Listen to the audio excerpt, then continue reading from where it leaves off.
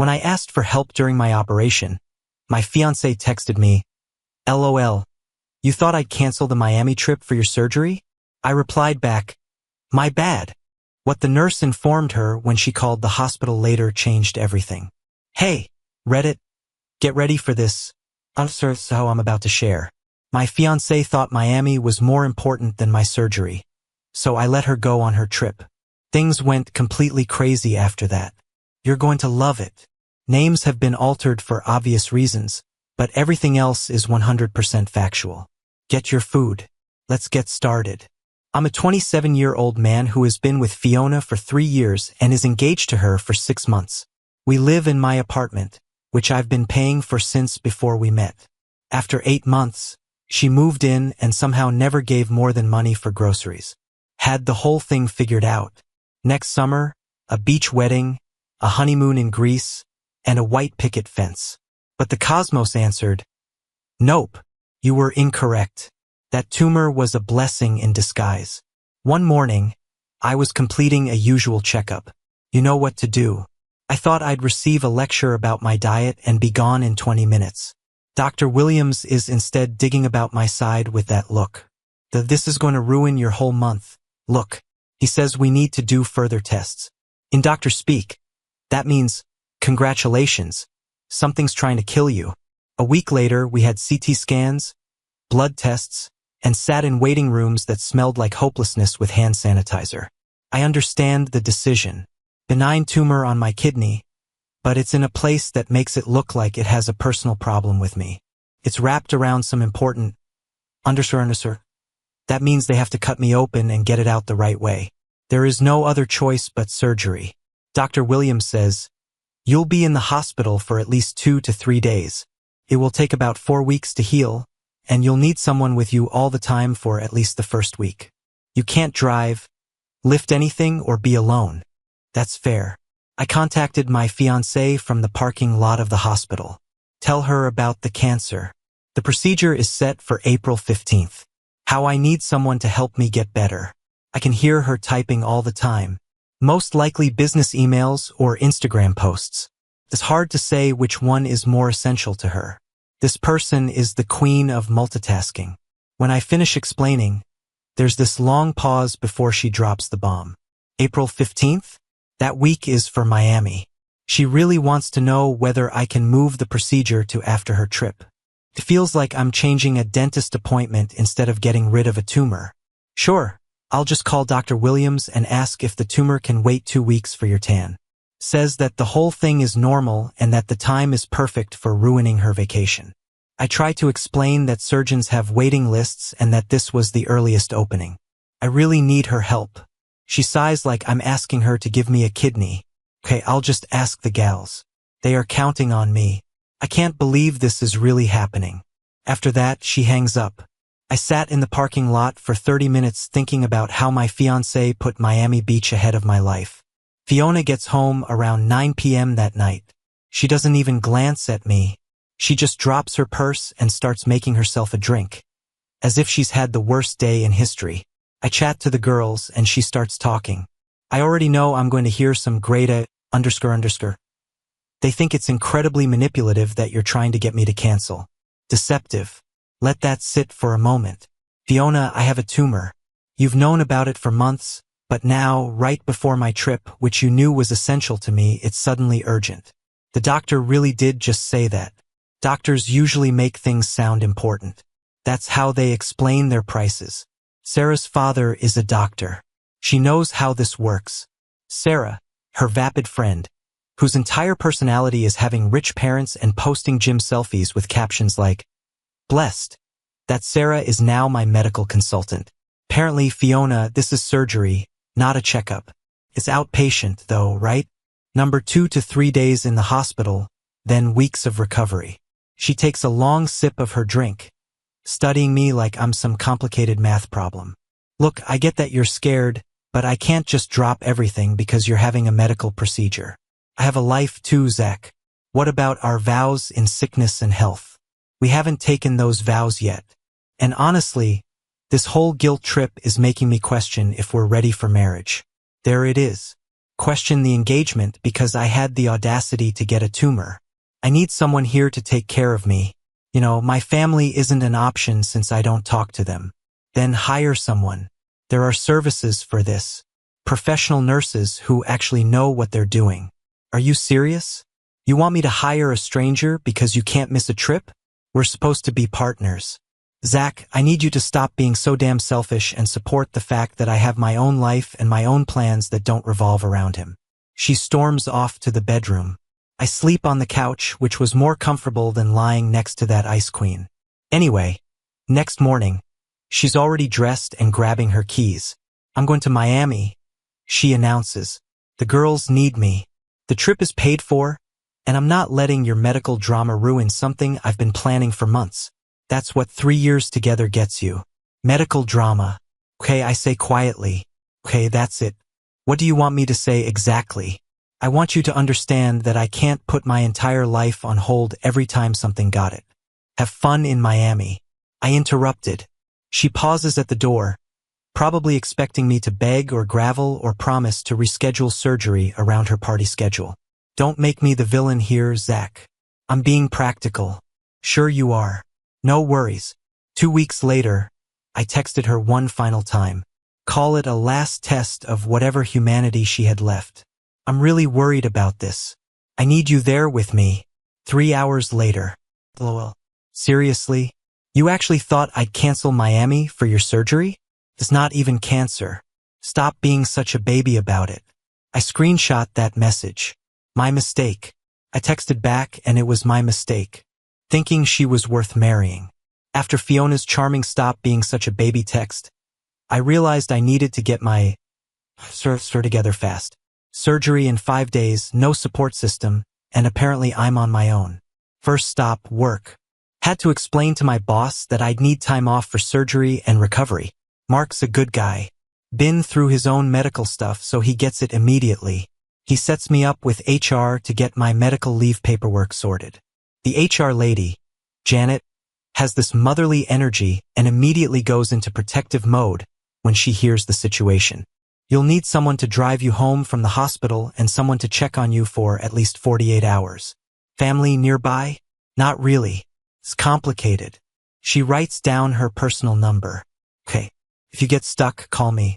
This isn't something you handle alone. Now, I know some of you must be wondering why I haven't called my family. We don't have a relationship. I cut them off long ago, but that's another story. So, anyways, that night I started researching what recovery actually looks like. Forums, medical sites, first-hand accounts. Turns out I really will need 24/7 help for at least a week. Can't lift anything over 10 pounds. Can't drive while on pain meds. Need help getting in and out of bed for the first few days. Fiona was posting Instagram stories about Miami outfits while I'm researching post-surgical care instructions. The contrast was so stark it was almost funny. That's when I called Liam, best friend since college.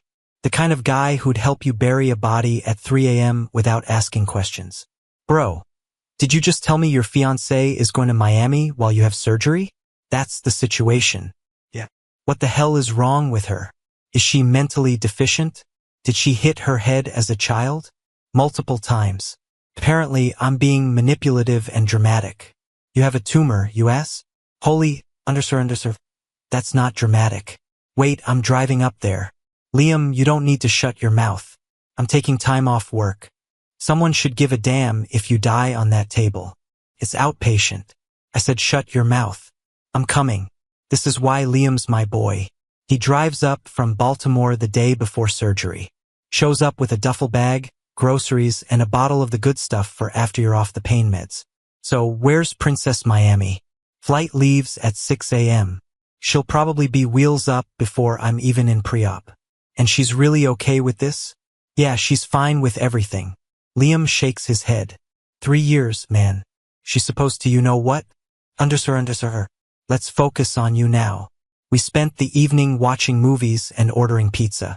Just 2 friends hanging out before a medical procedure. The simplicity of having someone who actually gives a underscore hits me hard. This is what support looks like. Around 10 p.m. Fiona texts. Hope everything goes well tomorrow. Try not to be mad at me forever. Want me to respond? Liam asks. Nah, let her. Morning of April 15th. Fiona leaves at 5 a.m., gives me the weakest hug in history and says, try not to die or whatever. I'll bring you something back from Miami. Don't die or anything. That's the woman I was going to spend the rest of my life with. An hour later, Liam shows up with a duffel bag and a big grin on his face. Are you ready to kick this malignancy out? Landlord? Yes, sir. When we get to the hospital, the prep nurse's name badge says Pamela. She looks to be in her late 50s and has the intensity of someone who has seen every kind of family turmoil. Fiona is still the emergency contact. No, I changed it to Liam Crawford here. Pamela writes something down. It's nice to have help. Your fiancé wasn't able to come. Liam snorts. She is in Miami drinking. Priorities. Pamela's pen stopped writing. What? Miami? During your operation? Yes. And you're still going to marry this person? I don't think so. Pamela smiles. You are in really good hands here. We'll look after you extremely well. The surgery goes off without a hitch. Wake up tired, but without a tumor. Liam is sitting next to me and looking through Fiona's Instagram stories. Hey Zach, good morning. Dude, I don't have a tumor. No, you'll be okay. He hit me on the shoulder. A few minutes later, he proceeds to show me what Miss Miami has been saying. She posted about 15 times. Check out these Miami vibes with my girls and a lot of bikini pics. 2 hours ago, they __ even posted a group shot captioned, some things are more important than drama. DRAMA. Like you planned this whole tumor in your ass just to in my liver. Actually, whatever, bro, __ her. Around 6 p.m., my phone starts buzzing like crazy. Text after text. It was from her. Why aren't you answering? I know you're mad, but don't be childish. The least you could do is let me know you're alive. This silent treatment is really immature. Liam reads them, doing this perfect Valley Girl impression. Want me to respond? She's not going to like what I'm about to say. Nah, let her sweat. Oh, this is going to be fun. That's when the real show started. 8 p.m. The phone at the nurse's station rings. Pamela comes back 10 minutes later grinning like the Cheshire Cat. Your soon-to-be ex-fiancé is calling. She wants to speak with you immediately. Tell her I'm sleeping. Are you sleeping? Like a baby. Pamela's grin gets wider. Understood. She leaves and comes back 15 minutes later. She called 4 more times. Apparently, you're playing games and she has a right to know what's happening. Tell her whatever you think is medically appropriate. Oh sure, I will. Here's where Pamela earned her place in the Hall of Fame. Liam was eavesdropping and apparently Pamela told Fiona I was unconscious and unresponsive following surgical complications, and that only emergency contacts or immediate family members could receive detailed medical information per hospital protocol. Technically accurate, I was napping unconscious, not talking, unresponsive. Surgery is always complicated and Liam was my emergency contact immediate family by choice. The text went absolutely nuclear. What complications? Why are you unconscious? Why is Liam there instead of me? I'm your fiancé. Pamela said only emergency contacts WTF. Does that mean are you dying? I'm booking a flight right now. Liam reading these out loud with a hilarious voice. Oh, this one's good. If you die, I will never forgive you. What the hell does that even mean? Screenshotted. This is going to be fun. But the best part, she posted on Instagram, please pray for my fiancé. In an emergency. Maybe I should come home early. The responses came right away.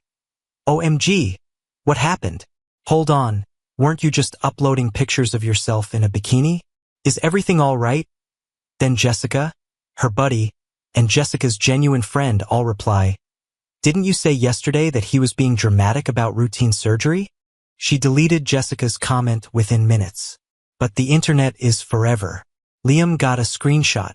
Your fiancé is about to learn a valuable lesson about social media. He says, talk. Pamela comes back around 10 p.m. with my evening meds and a clipboard full of notes. Your fiancé called 6 more times. I've documented each conversation for medical records. What's she saying now? She demanded to speak with the surgeon, the hospital administrator, and threatened to call the state medical board about patient privacy violations. Because we won't give her detailed medical information about someone who's not her husband and explicitly removed her as emergency contact. Liam laughs. She's really doubling down on the crazy. Then she was crying about how this was all a misunderstanding and she just wanted to know you were okay. She was screaming about manipulation and conspiracy theories. She's hitting all the classics. I say, the overnight charge nurse is excited to take over. Apparently, word spread and everyone wants to see how this plays out. I turned off my phone and got the best sleep I'd had in weeks. The next morning, I woke up to 89 texts and 43 missed calls. Liam's been documenting everything. She FaceTimed me at 2 a.m. from some club bathroom, completely hammered, crying about how she made a mistake and needs to know you're okay. I told her you were in intensive care. Am I in intensive care? You're intensively eating Jell-O and watching Rick and Morty. Close enough. Pamela comes in for rounds, carrying what looks like a scorecard. Your fiancé called 18 times last night. 18. The night shift made it a competition. Every call earned points based on how dramatic she got. What's the high score? Call number 14. She threatened to call the governor if we didn't give her information in Florida about a Pennsylvania hospital. Panic makes people stupid, Pamela says. Speaking of which, she's apparently calling every hospital in the city trying to find you. She can do that. She can try, but you're registered as private, and unless she has your exact room number and patient code, we won't even confirm you exist. The morning nurse, Kevin, stops by around 11 a.m. with more intel. Got a call from Presbyterian Hospital downtown. They said some woman called asking if they had a Zach recovering from kidney surgery. When they said no, she asked them to check again because if someone was lying to her. She's calling random hospitals. Gets better. She called Children's Hospital asking if they treat adults. When they said no, she asked if they were covering up for other hospitals because that's how conspiracies work. Liam's dying laughing. Dude, she's lost her damn mind. St. Mary's, Jefferson, Temple University Hospital. She's working through the phone book. They're all calling us because she keeps mentioning our hospital name and demanding they tell her the truth. This is insane. This is entertainment. Pamela corrects. We don't get drama this good very often. By afternoon, Fiona's social media had gone full meltdown mode. Posted on Facebook, emergency. Going home right away. Zach is in serious trouble because of problems that came up during surgery. Please keep us in your prayers. My friend Marcus texted me, dude, Fiona's post says you're dying. Are you going to die? I text back, texting from heaven right now. They got pudding. Thank God. He replied, bro LMAO. She said, critical condition. Critically bored, maybe. Let her dig this hole. Marcus sends back, already screenshotted everything. This is going to be a meme.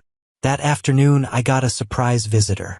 Natalie Smith knocks on my door around 3:00 p.m. carrying a container that smells like heaven. Now, some background on Natalie. She's my neighbor. Lives 2 doors down. Professional baker, runs this little specialty cake business from home. Also happens to be gorgeous. Like dangerously gorgeous.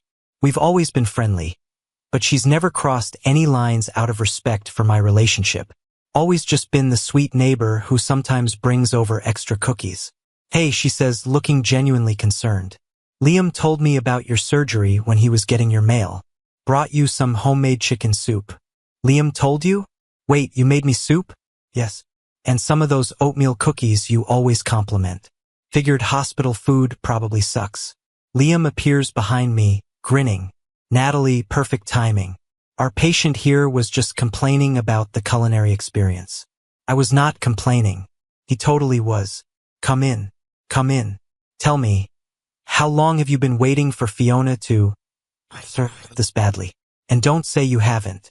We all saw this train wreck coming. Liam. Natalie laughs. I plead the fifth. But seriously, I'm glad you're okay, Zach. Surgery is scary stuff. She stays for like 20 minutes and it's the first normal conversation I've had in days. Genuine concern from someone who gives a _ whether I live or die. Where's Fiona though?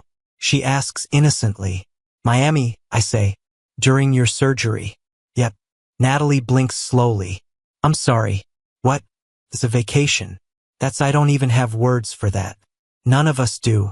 Liam adds, hence why I drove up from Baltimore to babysit this idiot. I glared at him, but Natalie replied, that's really sweet of you, Liam. Someone had to give a underscore. Clearly wasn't going to be Fiona. After she leaves, Liam's looking at me with this knowing grin. What? Nothing. Just interesting timing, that's all. It's soup. Underscore. It's homemade soup from the hot baker who's been waiting 3 years for you to notice she exists. Shut up. She's being neighborly. She's being strategic, and I respect the hell out of it. Oh, and I enjoy seeing you worked up like that. That's why I filled her in anyway. Underscore. You're welcome. Discharge day comes and I'm packing when Fiona finally tracks me down. She bursts through the door looking like she's been through a war. Hair's a mess. Makeup smeared. Still wearing a wrinkled Miami outfit. The dramatic entrance would have been more effective if she hadn't spent the last 48 hours calling every hospital in the tri-state area like some discount Nancy Drew. Oh, thank God you're alive. Why didn't anyone tell me you were okay? Because you were in Miami. I came back early. I was worried sick. I thought you were dying. The nurse said you were unresponsive. I was napping. She stops napping and eating Jell-O sometimes. What the hell? But she said complications. Yeah, it's pretty complicated. The reality starts hitting her. She built this entire crisis narrative in her head based on perfectly normal post-surgical recovery filtered through her own guilt and panic. You let me think you were dying. Are you freaking kidding me? I let you assume the worst because you weren't here to know any better. That's manipulation. No, you don't get to control the narrative from 12,200 miles away while sipping mojitos.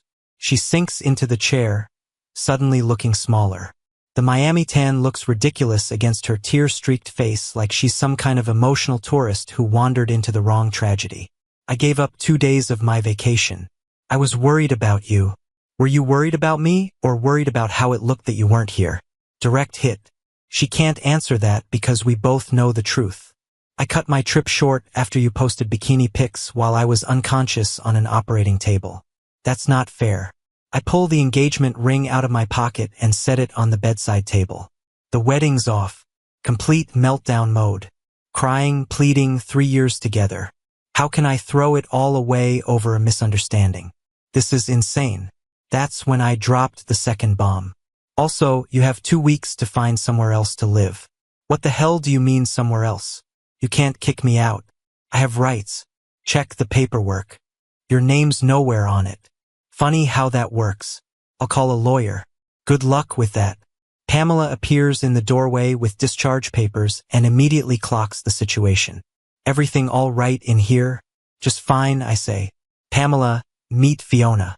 Fiona, meet Pamela. The nurse who's been taking your calls and documenting your meltdowns for posterity. Pamela's smile could cut glass. Oh, the fiancé. How was Miami? Must have been quite the vacation to miss all this excitement. Fiona's standing there like a fish gasping for air. I'm taking him home, she announces. Actually, I'm all set. I gesture to Liam. My ride's been here the whole time. Liam, we came here together. Yeah, sure. This is ridiculous. I'm your fiancé. Ex-fiancé? Correct. She storms out screaming about lawyers and rights. 20 minutes later, she's posting on Facebook about how some people can't handle strong women who have their own lives. The comments destroy her immediately. Jessica, wait, didn't you go to Miami during his surgery? Marcus, strong and independent equals abandoning your fiancé during medical procedures. Her cousin Lisa, girl, what are you even talking about? We saw your vacation pics. She starts deleting comments, but it's too late. The internet remembers everything. The first week home, things were almost peaceful. I'm healing, taking my pain meds, sleeping a lot. Natalie keeps showing up with food. Chicken noodle soup the first day, homemade bread the second, some kind of pasta casserole that made me question every meal Fiona ever made. We start having longer conversations while Liam hovers like a protective older brother, making sarcastic comments about my improved meal service. The woman is incredible, smart, funny, actually asks how I'm feeling instead of treating my recovery like an inconvenience. We're keeping it completely appropriate, but there's definitely something there, something real. Fiona notices immediately, starts interrogating me every time Natalie leaves. Since when are you too close? What do you mean? Why the hell is she coming here? It's none of your business, Fiona, you're leaving soon. TF. Do you mean none of my business? I'm your fiancé, ex-fiancé. And just like that, she would have a meltdown every time Natalie visited. Meanwhile, her work situation starts cracking around the same time. Word spreads fast in professional circles, especially when someone has a very public social media meltdown. Coworkers start looking at her differently. The marketing industry is small and everyone knows everyone. I found out later that her boss called a meeting after clients started asking about the employee who abandoned her fiancé during surgery. Professional reputation matters when you're handling other people's image problems.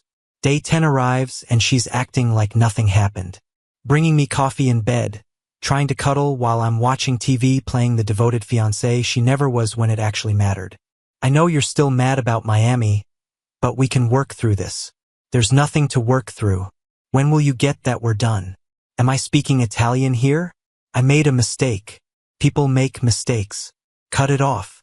You're supposed to be packing. That's not fair. What's not fair is me wasting time on someone like you. Meanwhile, she's posting on social media about fighting for love and not giving up on what matters. The comments are universally brutal. Maybe fight for love before going to Miami during surgery. Too little, too late, Fiona. This is embarrassing. OMG, delete the post. Her friend group starts distancing themselves. The same girls who encouraged the Miami trip are suddenly unavailable when she needs places to crash. Ashley stops responding to texts. Sarah's making excuses about having family in town. The Fairweather friend network collapses when drama gets real. Day 12. I find her going through my phone while I'm in the shower. Who the __ is Kevin? Why the hell are you touching my phone? Why is he texting you? Give me this __ I snatched it from her. Is he making fun of me? Fiona, enough. Don't make me throw you out of the window with all your stuff. Silence. Then why does Pamela have your number? Get out of my sight. She stomped out loudly and slammed the door. She was spiraling and I was losing my patience. Then came day 15. I'm getting ready to call my lawyer when there's a knock on the door. Fiona's parents, Maria and Frank, standing in my hallway looking like they're attending a funeral. We need to talk, Frank says. We sit down and Maria immediately starts crying. We're so sorry, Zach. What she did. We raised her better than that. We didn't know the real story until Jessica told us.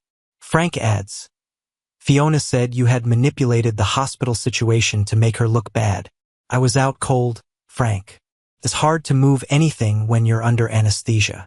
We know that now. We saw the Instagram posts, the timeline. Maria wipes her eyes. She was posting vacation pictures while you were in surgery.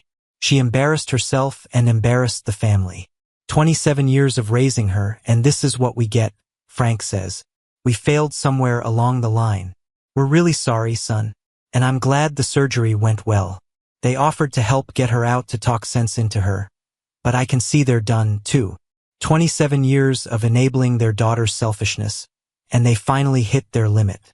She's not welcome at home until she gets help, Maria says quietly. Real help, therapy, consequences, accountability. We told her we weren't going to support this behavior anymore, Frank adds. She threatened to cut us off. Her exact words were, Fine. I don't need parents who don't support me, Maria says. The next day, Fiona's screaming at them in my hallway, full meltdown, accusing them of taking my side, threatening to never speak to them again. I record it through my peephole for evidence. The sound quality is terrible, but you can clearly hear her calling her parents traitors and manipulated idiots for not supporting her truth. Her own parents who've bankrolled her lifestyle for years, getting screamed at in a public hallway because they won't enable her delusions. Her friend Ashley comes to pick her up. Ashley's got that I'm only doing this because I have to energy. Loads Fiona's stuff into her car while Fiona sobs dramatically about being abandoned by everyone. You'll regret this, she tells me as Ashley drags her toward the stairs. You can't destroy someone's life and get away with it. Ashley gives me this apologetic look as they leave. We both know this is temporary. Within hours of leaving, Fiona's on every social media platform posting her side of the story. Long rambling posts about manipulation and fake medical emergencies and how she's the real victim. The problem is she's still friends with people from my work, my gym, my family, people who know the truth, people who saw her Miami post in real time. Everyone in the comments was calling out her, and roasting her. She started deleting posts, but the internet is forever. People are sharing her Miami vacation pics side by side with her emergency rush home posts. The hypocrisy was so clear a blind person could see it. The professional consequences accelerate. Her company's HR department starts getting calls from clients who recognize her. Her job is all about image management, and her image is radioactive. My coworker Janet shared one of Fiona's rants in the office group chat with the caption, "This is why you don't air your dirty laundry on social media." Everyone in the office saw it. Mark, my employer, merely shakes his head and texts me, "You dodged a bullet, man. You really dodged a whole firing squad." Ashley kicked her out 2 weeks later. It seems that Fiona was screaming fits about the rent money, making a mess everywhere, and bringing guys home at odd hours. Ashley talks about it on her Instagram stories. Not much, only that some people never learn where the line is with a house key emoji. Not too obvious, but still clear. She moved in with her friend Sarah. That lasted precisely 12 days, until Sarah posted about getting rid of bad energy and cleaning the house. Someone kicked her again. She's moving from one friend's couch to another, and she's burning bridges wherever she goes. Her work performance drops since she's spending work hours writing rants against me instead of doing her job. Management pays attention. People see. Liam is keeping an eye on things through people he knows. It looks like Fiona is turning into the friend that everyone avoids. The person who turns everything into a drama. The person who can't talk without bringing up her story of being a victim. When she releases a 40-minute video on Instagram describing the real story, that's the last straw.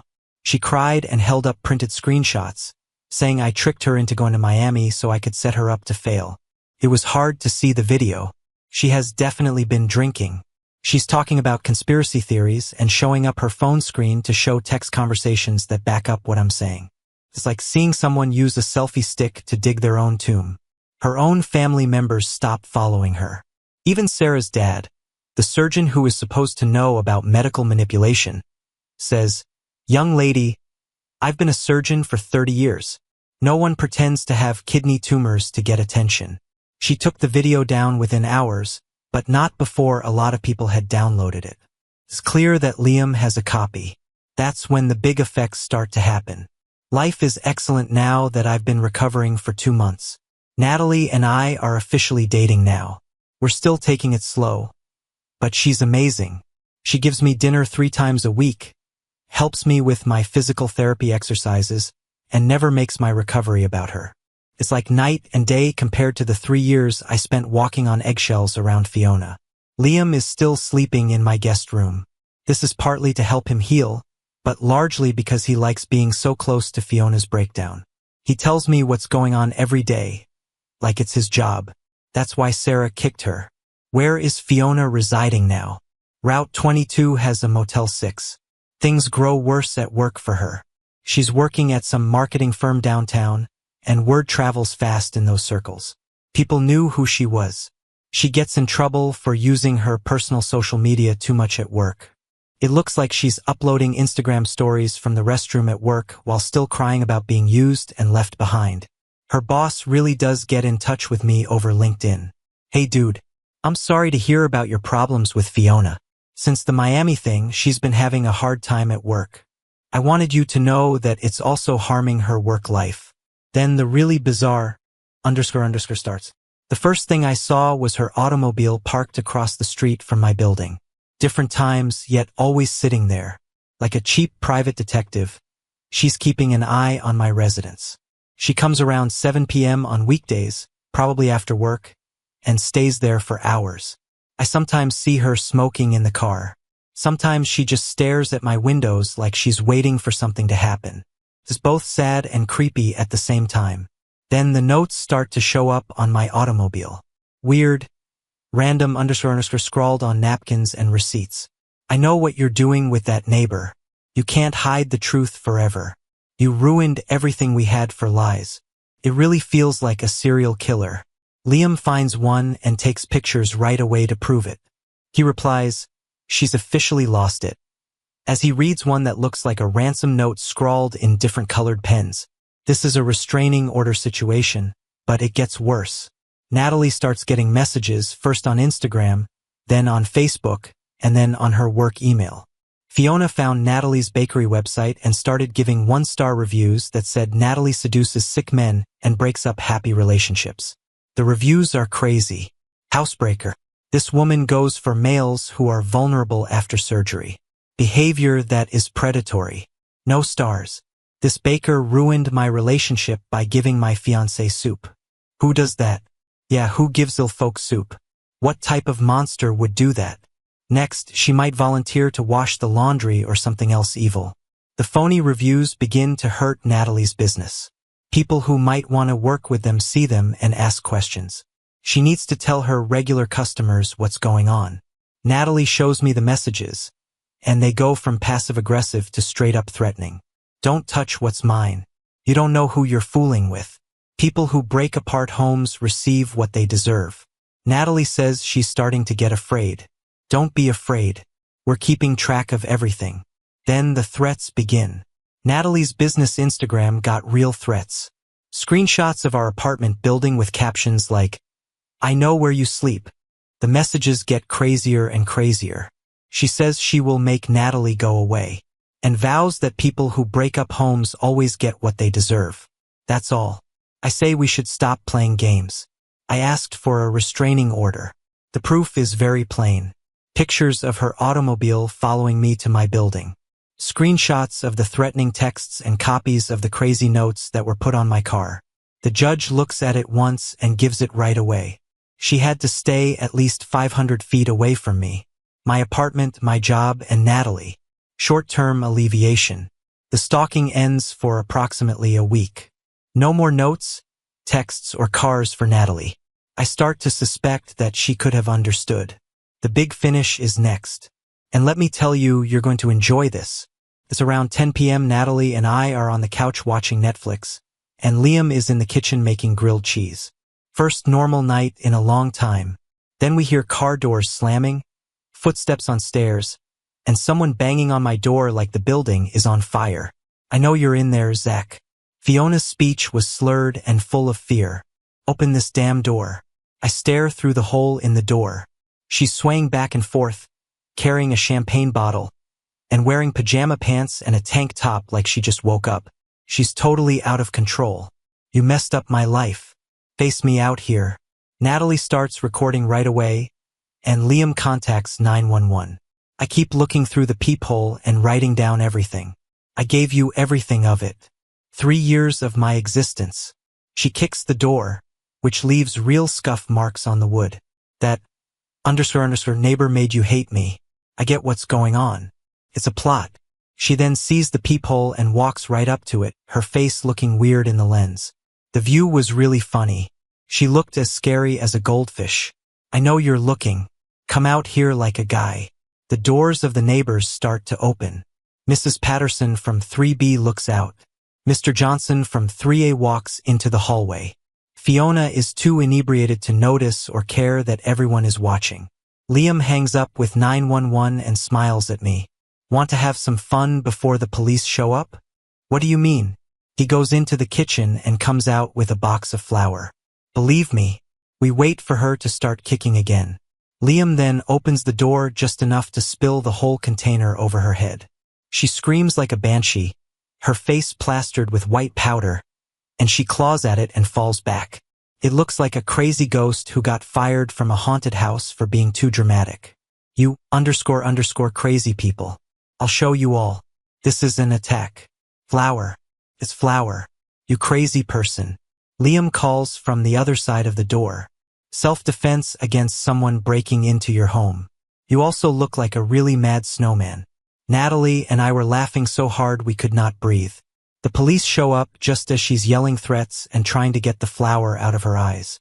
They see her covered in white powder from head to toe and plainly drunk outside an apartment she is not allowed to get near. The main officer looks at the scene. Fiona looked like a flower-covered nightmare. Me calmly giving them paper copies of the restraining order and screenshots of the threats. Natalie's video proof of the door kicking makes him shake his head. "Ma'am, you're under arrest for breaking a restraining order, being drunk in public, and harassing someone." "They assaulted me," she yelled. The officer coughed. I can tell. Let's go." They put handcuffs on her as she was still spitting flowers and yelling about manipulation and conspiracy theories. The neighbors are all watching from their doors, which is the best show this building has seen in years. Mrs. Patterson from 3B was really clapping and chewing something. That was better than watching Netflix. As they walk her to the patrol car, she turns around and screams, "Karma will get to you, Zach. This isn't over." Liam leaned against the door frame, still holding the empty flower container, and called back, "We'll be waiting, sweetheart."